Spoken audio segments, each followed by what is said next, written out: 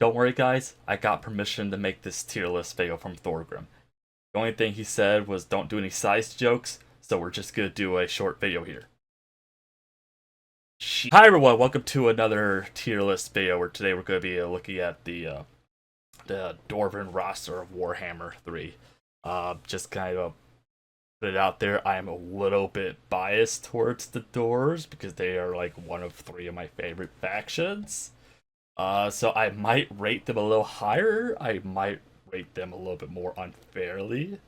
Kind of like the Empire tier list video, we won't be looking at any unique units like the Spirit of Grundy or the dinosaur you can hatch from Ironbrow's campaign, as well as the Hero and Lords. That'll be a separate tier list video because apparently you guys like watching this. At least better than my usual videos anyways. Okay, so for this tier list, I kind of improved it a little bit here. So like, just to kind of make things a little bit clearer, kind of sort of. So at pretty much the bottom tier, E tier, we don't recruit. D tier, we have underperformance. C tier, they do exactly what they need to do. That's about it. They really can't hit higher about their weight class. B tier, they outperform what they do. A tier, generally you kind of want these units in your army. They do a really good job. Doomstack is pretty much exactly what it says. You can pretty much just stack like one unit in the army and be good. So the first unit we're going to look at is the Dwarf Miners. Not a big fan of them. They do have AP. They are a tier 0 recruitment. However, they have really, really bad melee stats. And pretty much at tier 0, you're not really going to fight a lot of forces that have high armor anyways. If you have to rely on these guys for recruitments in your campaign, you might as well just restart. Don't recruit guys. Now the Dwarf Warriors, on the other hand, I would argue that they're one of the better melee units that can hold the line in the game. I'm not saying they're the best melee units, but for holding the line, they are very good at their job. They got very high armor, very high morale. Silver shields, I believe, so like 55% missile block chance. And they're like a tier 1 recruitment, so you can get them really early games. So honestly, I think they hit above their weight class with B2. Really get away with using these guys for a good bit in your campaign, too. Now, the Dwarf Miners with the blasting charges, on the other hand, this is kind of a weird one. I seen these guys do some crazy things in my campaigns. They pretty much have the same stats as the Miners do, so they got that AP, that crap melee defense, melee attack, but they do have satchel grenades. They can get 1 to 2 of them, and then if you get stack engineers, they should be able to get more. It's kind of a pain though. So honestly, I'm gonna put these guys at. I kind of want to put these guys at B tier because like how well their satchel charges perform, but they're kind of useless after that. I'm gonna put them at C tier just kind of for the satchel charges. You can kind of stack them or put them in a checkerboard formation, and generally they will do pretty good. Now the Dwarven Great Weapons, they do have decent AP, a little bit higher melee attack, significantly lower melee defense. They're not really made to hold the line, but I think for an armor piercing unit, they kind of get the job done. They got that high armor, high morale. So I mean, if they're in a fight that they're gonna lose, they can still pretty much hold. Now the next one is the Regiment Renowned Miners, who I don't remember their name because I can't remember their name. The Ekron Miners, which is pretty much they get 3 blasting charges with way more ammunition, as well as Vanguard Deploy. Oh no, they get that. I'm sorry. Oh, they get Frenzy as well. So I love Frenzy. Frenzy is really good. So just they do have Frenzy, so it does buff their stats. They also Regiment Renown, and you get 3 satchel charges naturally without any buffs. So I'm gonna probably, but once again, they're miners. I'm gonna put them pretty much at a low B tier, maybe a high C tier, just because of that frenzy, and they get more ammunition off the spot, and they're instant recruitable. Uh, and also in this tier list, I will be moving units along the lists as well because there's a lot of units that do really good, and I'm gonna try to put them ahead of certain tiers to make it so yeah they're actually better. Like the Longbeards, which is a direct upgrade to the Dwarf Warriors. They got immune to psychology, better armor. They're a little bit slower. They have less of a charge, which is better melee stats and overall.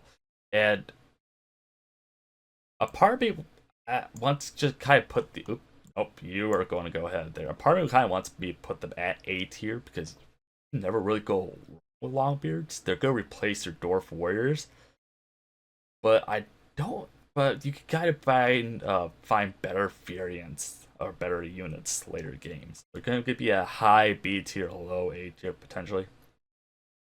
Now these are the Regiment of Renowned Dwarf Warriors, in which case they are the Warriors of Dragonfire Pass, and pretty much what makes them special is they get flaming attacks, which I kind of often view as a debuff because there's really only two factions that really can take additional damage to flaming attacks. But they also get the bonus versus the Infantry, which is very, very nice. If they had Frenzy, that would be awesome. So I'm gonna kind of put them above Dwarf Warriors. I have relied on these units actually a lot, and they just perform extremely well. Longbeards with great weapons, good AP unit, not really a frontliner. They pretty much have everything that the normal Longbeards have. They kind of just put them at they kind of do their job well. I think they're definitely a force to be reckoned with as well, so I'm gonna put them right behind their Longbeard companions here if I can. There we go. It just they do a pretty good job. Slayers, pretty much your early game anti-large unit. They're unbreakable. They're fast for a dwarf, but you could buff them so they can kind of like do silly running animation. Honestly, because of the unbreakable status, yeah, they actually got kind of halfway decent stats as well. It's pretty good. Death blow, pretty much. They gain more damage when they're low on HP, of course.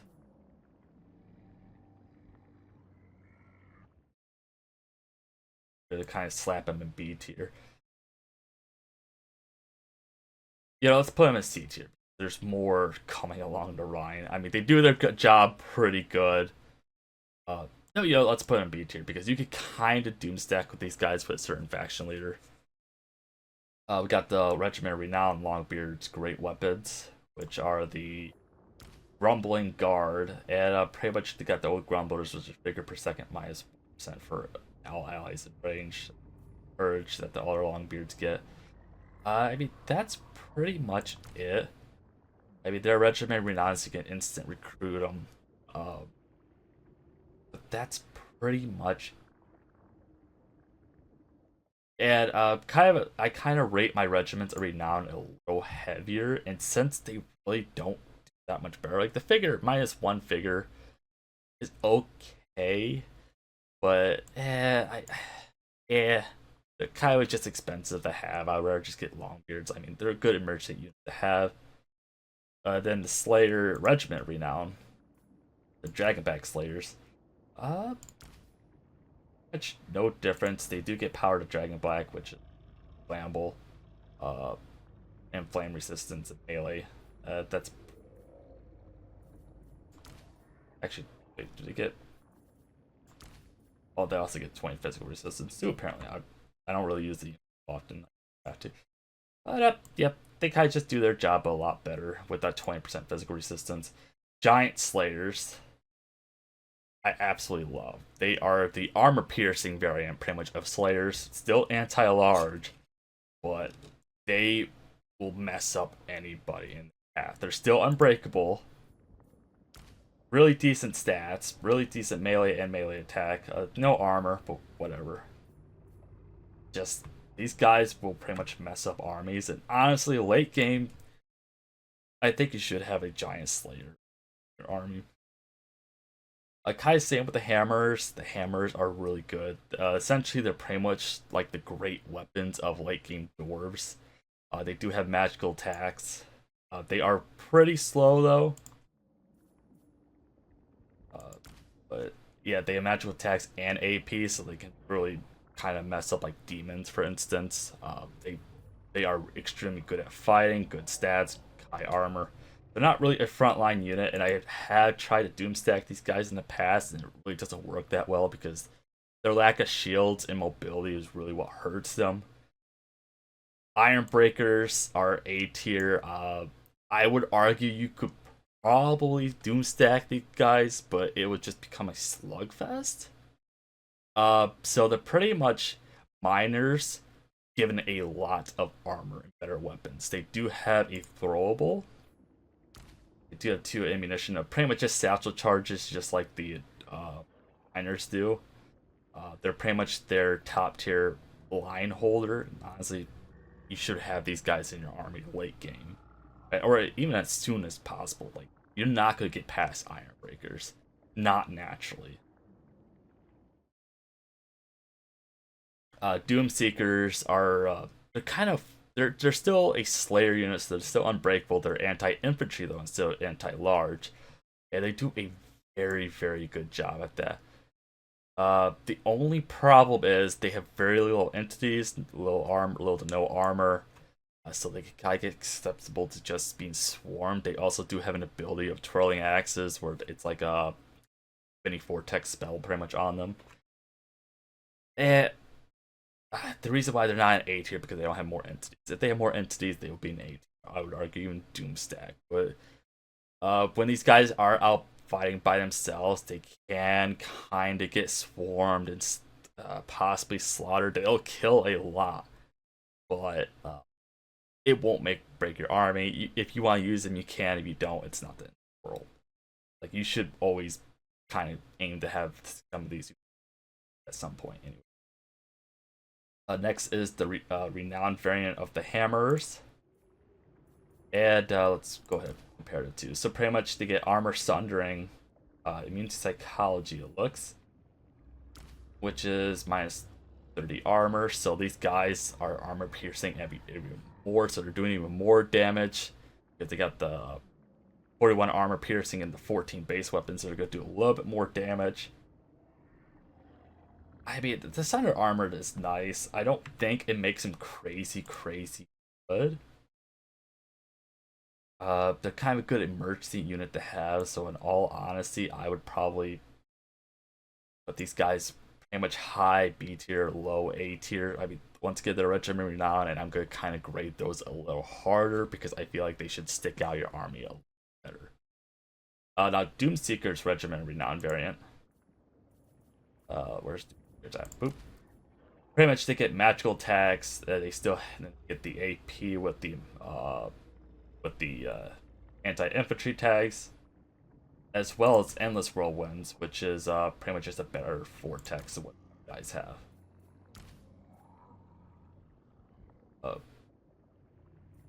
They get Ord to Grimmar, which is actually the damage resistance up, death blow. Pretty good unit to have. The magical attacks is very nice. I actually think they get multiple uses of that whirlwind. So we're going to kind of put them above. A lot better overall because they got more than one use of the whirlwind. Now the Iron Guard, or Iron Breakers Regiment Renown. Just better stats overall, a little bit more missile strength. They do get Vanguard Deploy, which is kind of nice for a really slow, heavy armor, as well as immune psychology. That's pretty much it. I would say that makes them a lot better because they're so slow. Especially the immune to psychology, which means they're not going to tear out or anything, kind of hold their line. I think they kind of just outperform it for that. Now we're on to the range units. I'm kind of picky when it comes to my range units. There's a lot of units I don't like to use. And one of that kind of being the Ranger. The Ranger's kind of weird. I don't like using him. It's probably because I don't know how to use them. But essentially they get Vanguard Deploy and Stalk. They're fast for a Dwarf. kind of bad melee stats, and the reason why I'm saying that is because their line pretty much has good melee stats. Eh. Like I said, there's better options. I'm gonna kind of put these guys at D tier. I mean, you can recruit them if you're going for like a sneaky build. I believe one that there's like a Dwarf campaign that kind of relies on the Rangers, so that's kind of why they're at D tier and don't recruit. Now the regular Quarrelers, which are just pretty much Dwarven crossbows with shields, they actually have really good stats for melee attack, melee defense. They have, I believe, it's still a silver shield.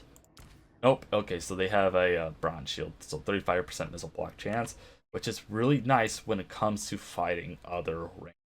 Honestly, you could stack an army of these guys and be pretty good. You could put these guys at B tier because they just hit above their weight class. I would argue they could even be A tier. You can kind of get away with using these guys late game. The only problem is if you're going against like highly armored enemies, it might be an issue. And speaking of highly armored enemies, you got the Great Weapon variant, which I think same exact stats, except they lose their shield, they gain a little bit more attack. And that's pretty much it. I don't. They're decent at melee, but I want them to use their range first, and the shield just makes it better. So honestly, I'm gonna put these guys at D tier. I would probably go to a C tier if you wanted to. Next is the Rangers with the great weapons, which I actually think are a little better. Mainly because they got the AP weapon strength of both their melee and missile. Still got the Vanguard deploy in stock. Just kind of better stats overall. A little bit less range, but since they got that stock and Vanguard deploy, that really doesn't matter. And I think since they have the AP, I'm gonna probably boost them up to C tier. Still don't really prefer to use them, but I think they are better than your regular range variants. Next are my flamethrowers, the Iron Drakes. Let me sure I said that right. They got burnt, so -8 leadership, and as well flaming attacks, obviously. I know it might not look like it, but they actually got pretty decent stats for being in combat. And they're anti-infantry as well, even though it doesn't show that in their tags. Honestly, they're beat. They do a really good job of crisping their enemies up, especially against trash and cannon fodder.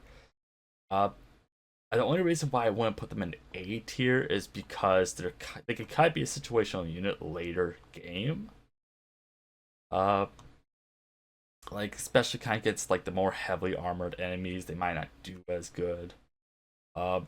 Thunders are crossbowmen with shields. They got the same exact melee stack, except they have AP and a gun, so they got direct line of sight. So I'm gonna put them in B tier because they do a really good job. And you can honestly build an army with just crossbowmen and thunders and pretty much be fine. Just do a checkerboard formation. Next is the Slayer Pirates. So pretty much they have slightly worse melee stats. They're unbreakable, but they get a pistol with a couple shots that's armor piercing, I believe. And let me double check that. Yep, actually really good armor piercing. And they fire while moving. So honestly, I don't like the Slayer Pirates. I don't know if it was just due to the fire at will bug that was plaguing the game for a couple months, but I just feel like most of the time they only shoot once or twice, and that's pretty much it. They're kind of a weaker unit to me compared to other Slayers. Like if you're doing an only Slayer build, it would make sense to have some range, but I just feel like comparing the rest of the Slayers to them, they're kind of the weaker.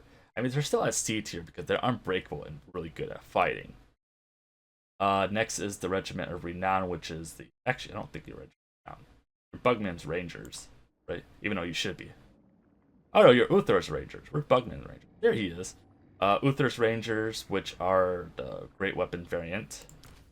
Kind of just better stats overall. They get marked by Uther, which is missile resistance -20%, missile block chance -25, armor's -30, which is really, really good for a ranged-based army. it just sucks that it only affects one enemy. But I guess if you're trying to do some word sniping, it could be really good, especially if they have a shield. So I'm gonna kind of put him in front of him just because that ability. Next is Bugman's Rangers, which are just kind of really juiced up regular Rangers, just way better stats. Uh, they got Liquid Fortification, which is Replenish, which is natural healing. They get charge events versus large. It means psychology, stalk, vanguard, deploy. Honestly, I'm surprised these guys aren't regiment and renown. They really should be, because lore-wise, there really wasn't a lot of Bugman's Rangers. But I'm not complaining. They're pretty good Rangers. I'll put them at B tier. They're significantly better. They pretty much have really good combat stats. Next is the Grudge Rakers. They're pretty much Thunderers, but with shotguns. Honestly, I think you should have these units in your army. The only problem is if you make it too tight of a checkerboard formation, these guys will kind of shred the backs of their dwarves, and it'll do a pretty good job at that. They will kill a lot of dwarves if there's too many in their way. They should pretty much just have the anti-infantry type, because they'll shred anything. You could almost doom stack these guys. Almost. It's just that they, it got good stats as well as the as well as armor. You know what? Yeah, we can doom stack. I think we can doom stack. I've been very successful making. I don't know if they'll fare very well in auto resolves. It's just they have a short range, but they got a shield. So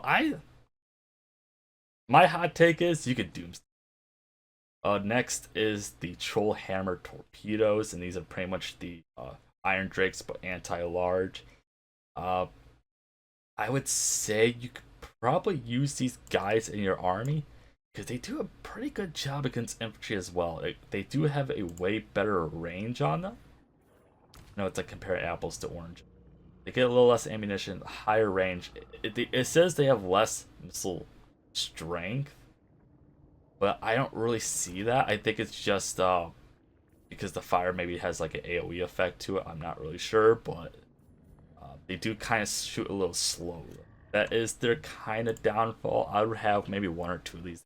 It's max anymore. It's just kind of a silly overkill. Next is the Slayer Pirates Renown. Pull these up. A little bit better stats. They do get Dwarven Rum, which is melee attack -5 for all in range, so which means they'll perform a little better in combat. I don't think that makes them significantly better. Kind of makes them a better support unit, but it's kind of argued. Next is the Grudge Raker Renown unit. Oop. They get Frenzy. They get a little bit less missile strength, which is kind of weird. They do get Vanguard Deploy, though. The Frenzy is pretty nice. I don't know why they get less missile strength. That doesn't really make sense to me. Maybe that's just a bug. But since, you really can't doom stack with Regiments of Renown, sadly. But I'm going to put them in A tier kind of for that reason. Even though they should be up there with the Rakers, you can't doom stack Regiments of Renown, sadly. Now the Skulker Guard, which is the Regiment Renown of the Iron Drakes, just kind of better stats or a little bit more range, a little less damage for some odd reason, but they get 20% physical resistance, a little bit better fire resistance. Oh no, sorry, they just get the physical.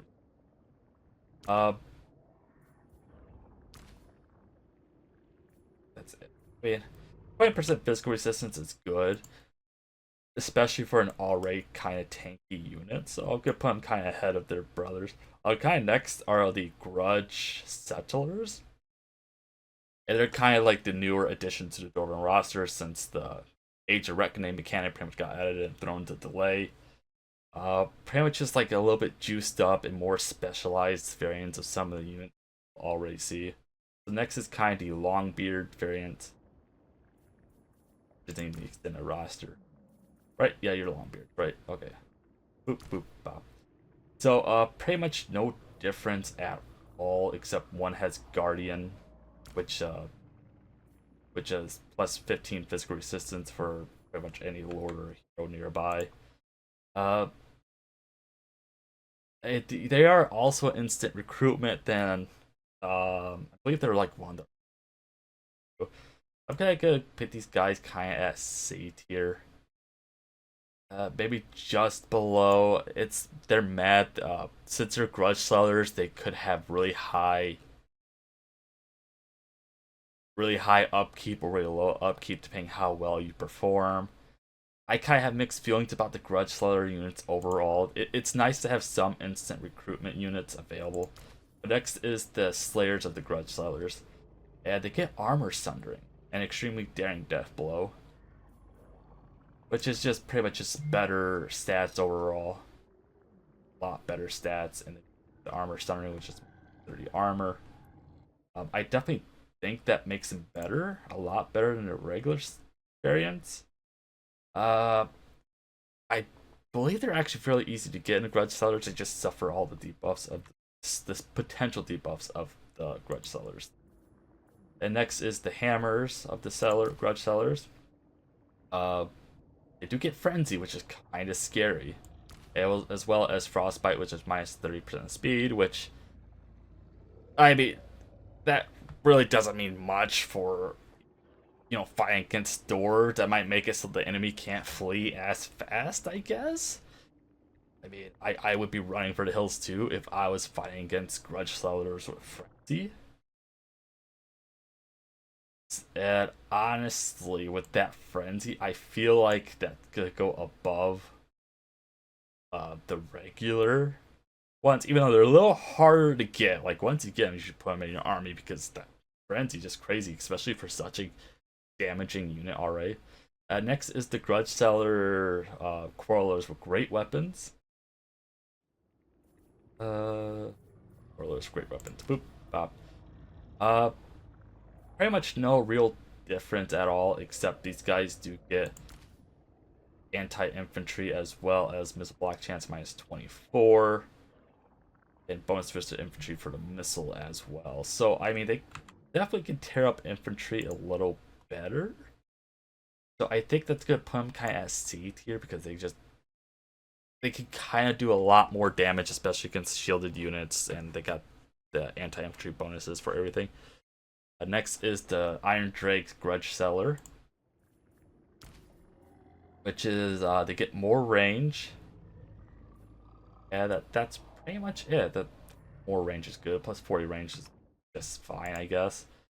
They're harder to recruit, so I'm gonna kind of put them at B tier because it doesn't make sense to put them at C tier. But they do the same exact job, it's just slightly better. Next is the Gyrocopter Trollhammer Torpedoes Grudge Seller. Pretty much doomstack these guys if you can. They're really hard to get because they are in the final tier of the Age of Reckoning, but they are just insane. They do have fire attacks, which is fire ammunition, which kind of mad, armor piercing and large, as well as 2 bombardments. The only problem is they don't really have that great stats and combat, but I think you could get away with doomstacking these guys pretty easily. No, we're gonna put these guys in a high A tier, just because that low melee attack. I feel like an army of bats could probably win against them, which is not very good. Next is the Grudge Seller, Grudge Thrower. Boop, boop, nope. Go. They pretty much get Monsters Impact, which is speed minus 60%, charge minus 60%. That's pretty much it. They also get the Shrapnel projectiles, which they're kind of airbursty, so they do a little bit more damage. I like my Grudge Throwers. I think honestly you could probably put them at B tier. Maybe not necessarily A tier. But Grudge Throwers can kind of hit everything pretty good.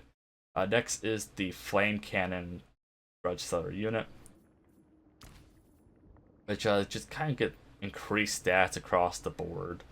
They get a little less weapon strength, but that doesn't matter. They get a way more missile strength with -8 leadership, and that's pretty, yeah, just really juiced up. And they also get shrapnel rounds as well. They are pretty scary to have, and honestly, I think you should kind of have them in your army if you can get them. This is gonna be kind of mixed, but I seen how the AI uses these, and they're absolutely terrifying even in combat. The next is the artillery. Uh, the bolt throwers, I honestly hate. I don't recruit them. They're anti-large, sure, but I feel like they're just super inaccurate for me. Just and they got AP too, which is fine. But I feel like a grudge thrower just does everything that they can do, but better. I mean, grudge throwers are have a little bit issues of hitting their large targets, but they're pretty good at hitting their horses. And honestly, I think personally, grudge throwers hit above their class and more. I would probably put them at A tier, but I feel like they'll be just kind of struggling maybe late game potentially, especially when enemies start not bringing infantry spams. Great cannons are pretty good. I don't necessarily know. I don't know if I would argue they would hit above their class.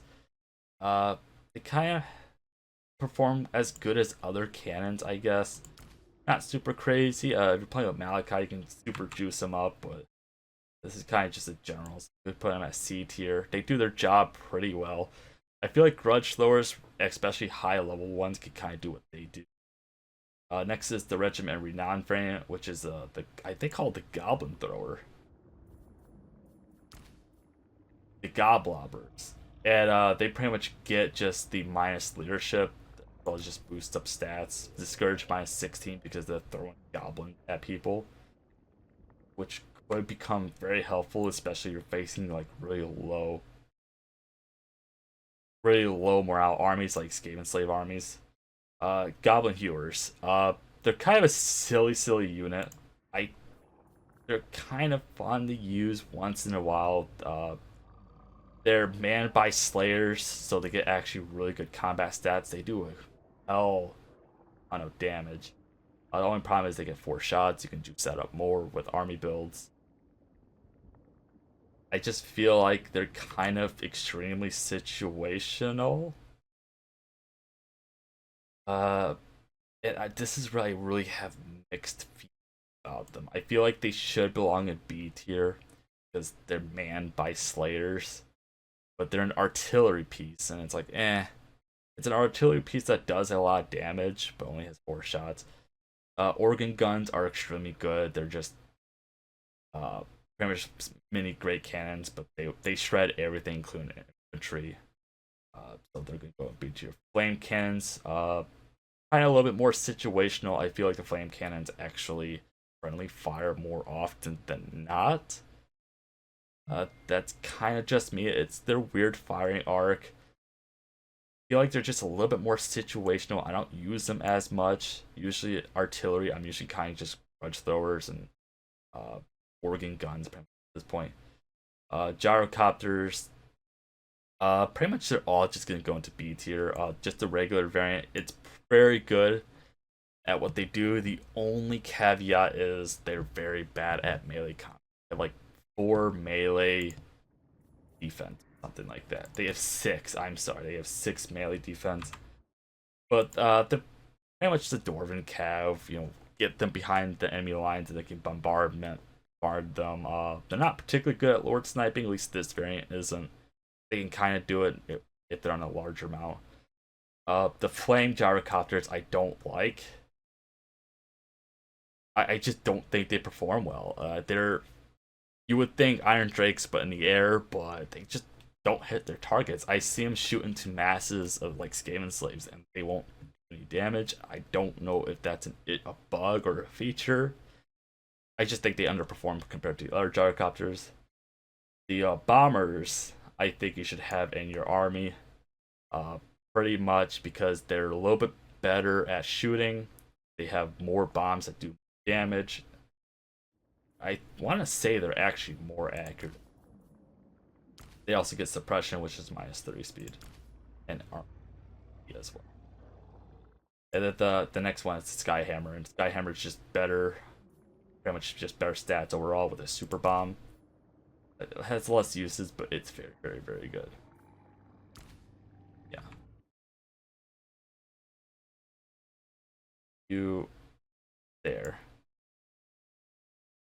Oh, nope, you're up there. There we go. And next is the gunship. I absolutely love the gunship. It is a pain to recruit, but one gunship can kind of turn the tide of battle pretty. I I will doom stack these guys. It will take forever and it's super costly, but these are insane. Even kind of after they're bigger nerfish, they used to have a lot more ammunition, a lot more, uh, like at least 2 times more ammunition. It was insane. They do drop bombs. They do have cannons on it. They got the afterburner, which is speed and minus turn damage, or and then pretty much a giant bolt that they'll shoot at large combatants, which does a lot of damage. Their melee defense is kind of low, but they do have thunders and top shooting as well that I believe have infinite ammunition, so they're pretty good, I think, in the long run. There's not really a lot of entities could take these guys out on their own unless they're facing the armies against, or armies of like dark elves with just ranged units. I will see them kind of melt. But yep, that's kind of my tier list. Like I said, I'm kind of a little bit more biased towards the dwarves, so a lot of them are more higher rated. They're probably what they should be. I mean, it doesn't really make sense. I have Longbeards next to Dwarf Warriors, but you know, it's they have a lot of upgrades in their roster. And I just feel like Dwarf Warriors are just good. I'm gonna kind of stick on that. Some people are gonna see the picture and be like, "How are Longbeards the same as Dwarf Warriors?" You know, just watch the video, kids. But yep, that's about it. Anyways, if you guys enjoyed the video, please leave a like and subscribe for notification. We go live upload video doing our shenanigans YouTube. And of course, hit the notification bell to actually get notified that shenanigans on YouTube. Somebody's not doing their job.